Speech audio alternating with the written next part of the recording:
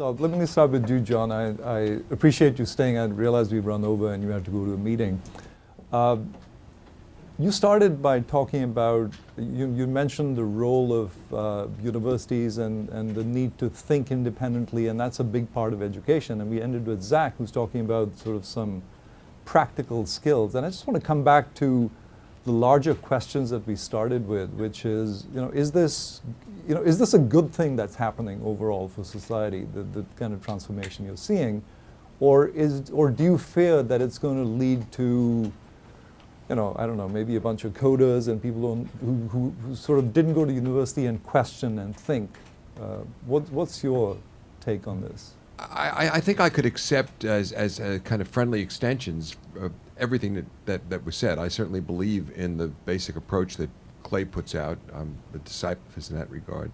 Andre and I have done a lot of work together, and I respect what he does. And it seems to me that Code Academy is a great part of this big symphony orchestra. I mean, University of People, whose board I chair, is a lot lower tech and is doing a lot of good for people for whom the alternative would be nothing. And as Clay says, you're going to see a movement up, and I think that's good. The danger is thinking that there's one good or one way, and I think that was a very good place to end. One part of a big puzzle.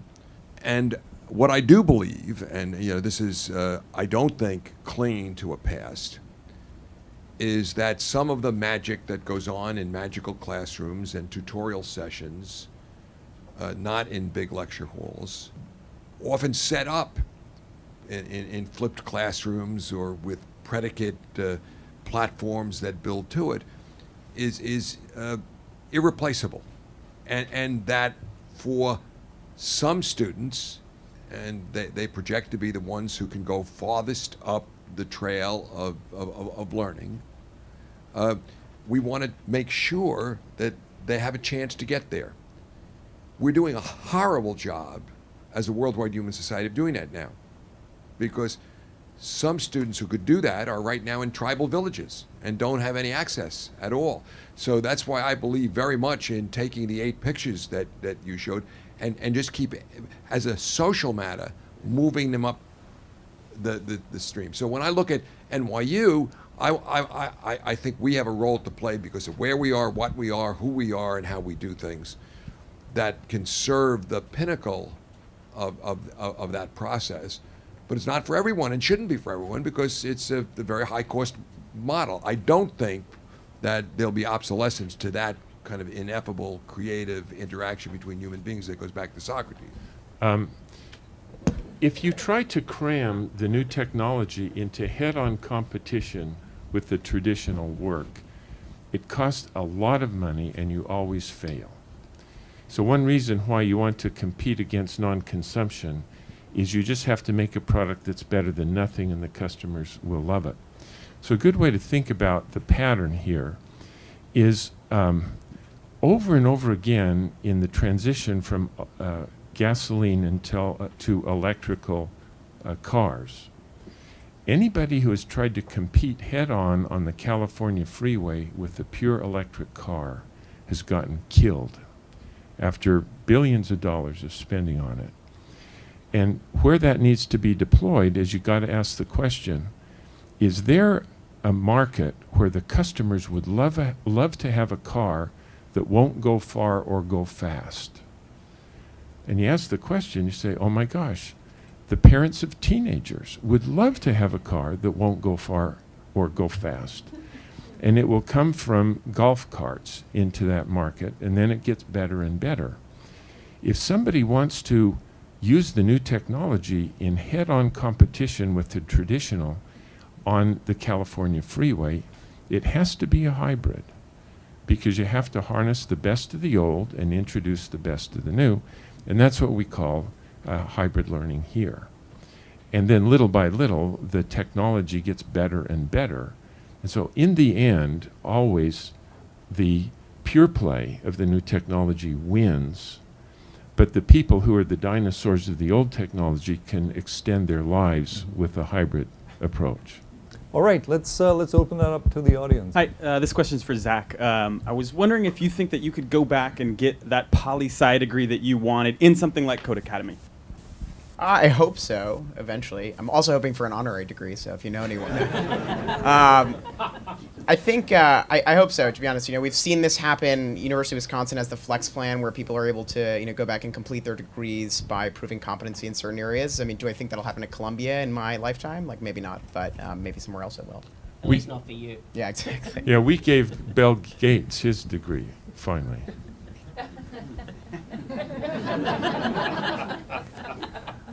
The question there.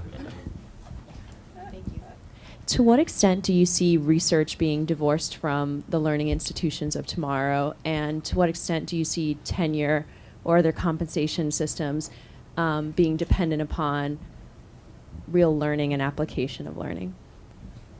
First, again, and I just want to resist for a moment being cast as the dinosaur here by my friend Clay. Okay, I would say, again, I'm a disciple of his as far as his analogies go. My case is a case to which neither his writing nor his talk today has joined issue. And that is that there is an ineffable creativity that goes. And that connects to your question, frankly. So if one believes in the writing of Henry Rosofsky or Jaroslav Pelikan, that there's a difference between being educated in the presence of those who are creating tomorrow's ideas, the Clay Christensens of the world, as opposed to people at, for example, Amherst or Williams, a very good liberal arts college, who are very informed and broad on today's ideas. And I do believe that. That's why I'm in a research university. I posit that the connection of the brightest of young people who are going to be the creators of tomorrow with the creators of today is a different kind of education. And I think part of the genius of the American education system was creating that part of the symphony orchestra by uniting the German institutes with graduate education. And the fact that Beethoven's Ninth does not have broad-based appeal as much as Jay-Z does, doesn't mean that we would be a better society without it. The oligarchs, the plutocrats, the well-connected will not choose, will not choose, I emphasize, for their children who have capacity to be at research universities, to send them to the University of the People, or to any of the much more sophisticated ways of doing it. They may blend, and remember I said technology will be an important part of what we do at places like NYU, but there's still going to be room, I think, for a dinosaur or two. Hi, my name is Jeremy Johnson, co-founder of 2U. Clay, thinking back on your first couple years at Harvard, if I had approached you and said, I'm starting a new university, I'd like to double your salary. I would like you to come teach at the Jeremy Johnson University. And it's going to be a beautiful campus, and I'm going to pay you a lot more money. How would you have thought through that process? How would you have thought about whether or not you would have accepted that offer? And the reason that I ask is because I'm actually a huge fan of your research, but question some of it as it applies to higher education. And my hypothesis, and I'd love to know if you think it's possible, is that could it be that higher education actually is much more a reflection, and this is also why it hasn't changed that much over the past 2,000 years, a reflection of the psychology of the people that make up our society. And while technology changes very rapidly, people change much more slowly. And our psychology, the things that we care about, for better or for worse, the things that captivate our thoughts, haven't changed dramatically since Socrates. So could it be that the way that we think about ourselves, could it be that the way that we want others to think about us also is a pretty significant driver of our choices, both to be faculty members or students in these institutions, and that may impact the way that this industry evolves over time? Yeah, boy, that's very insightful. So if you think about the trajectories of performance improvement that I laid out, at the beginning, what gates our progress is the degree to which the technology is improving. Then, when it's good enough to meet the needs of what customers can use at that point, the improvement is gated by the other, which is our ability to utilize that improvement. And indeed, then that's the constraint, is our ability to utilize improvement, not the ability to provide the improvement. And being able to do that one is really an interesting puzzle, which most of us in the online world don't think about like we should. That there are different ways of learning, and we need to customize the way we deliver so that more people can learn, in good ways. So I think we probably don't think about things that we don't know about, and we don't think about what we know about, but is just not is driven by different things besides technology. I think that's a great point. So you're turning down my offer, is what you're saying? Well, I put my stuff on the University of Phoenix because I'm trying to get Harvard to get on with the transition. Jeremy, I thought that was a hypothetical question, but apparently not. Okay, so we have a question from someone watching our webcast. And he wants to know if you have any thoughts on what other aspects of education beyond learning can or cannot be digitized. There, in my generation, there's a lot of belief that the online, the on-campus experience just can't be emulated online. But gosh, we, Harvard Business School asserts that being in the network of our graduates is just critical. And then we ask them, well, how did you get your first job?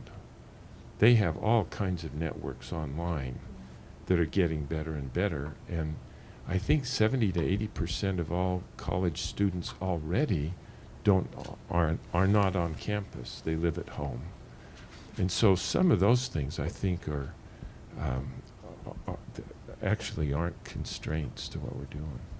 And I think Clay mentioned this, like the first iterations of any of these things brought online will be kind of lousy, right? So anyone that tries to replicate, and I don't think anyone's done this successfully yet, the actual experience of being in a classroom will struggle, right? But they'll iterate on it a few times and build something different, maybe better, maybe equal, but different, that I think will replicate the connections that happen, just as social networks have done for generations now. So I think every aspect of the value chain in education can be moved online. It might not be the same thing as it is offline, online, but the same purpose will be served. I want to end with a question for Clay. You've been thinking about disruption longer than anyone else. Are there any precedents or industries that you think are particularly relevant in helping us understand what the disruption in higher education would look like? Wow, great question. Maybe two elements to the answer. The first is that historically, there are some industries in which disruption does not happen. Like in the hotel industry, it doesn't happen. Holiday Inn comes in at the bottom of the market. They can't go up. And McDonald's comes in at the bottom of the market, and they can't go up.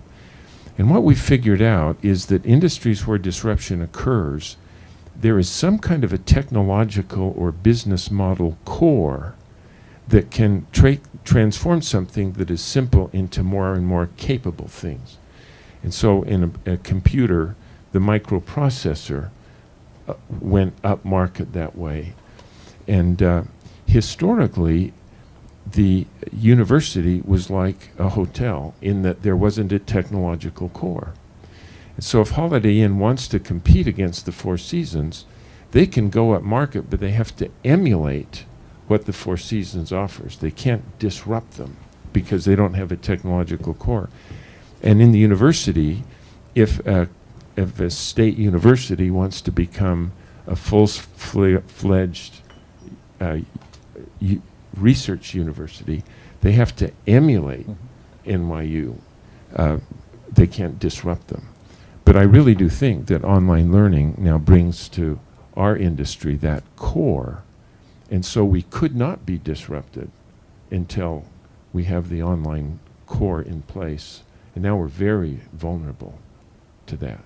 I've really tried now for 20 years to find examples of the dominant companies that became the dominant players in disruption as well. And there are a few, but without exception, they set up a completely independent unit to do after it, because its business model is so different than the old.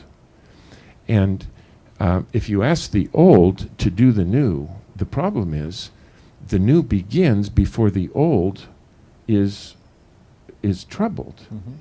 And so by asking it to do both, it compromises both missions. And there truly are no exceptions. And so So what's your advice then to university leaders? You know, So what would you do? if our approach is to make our existing university better, and we adopt online learning as a blended learning experience, then the university itself can succeed by working within itself. But if we really want to go after the people that we've talked about who are not here, then you'd have to figure out someplace in Brooklyn to have a separate business unit owned by the corporation to go after that, because it truly is just a different business. That's an interesting coincidence. Yeah. So thank you, everyone. I really thank the speakers.